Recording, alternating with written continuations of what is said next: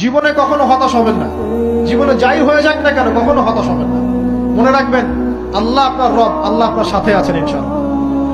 এই সমাজ আপনাকে যেভাবে শেখায়, কিভাবে শেখায়, এই যে স্কুল, কলেজ, ইউনিভার্সিটি, চাকরি, বিয়ে, সন্তান প্রতিপালন, আর তারপর ইন্না লিল্লাহি ওয়া ইন্না ইলাইহি রাজিউন, এই তো শেখায় নাকি? সবসময় মনে রাখবেন যে আল্লাহ রাব্বুল আলামিনের পরিকল্পনাই আপনার উপরে সবচেয়ে বেশি অগ্রাধিকার যোগ্য, সমাজের পরিকল্পনা নয়।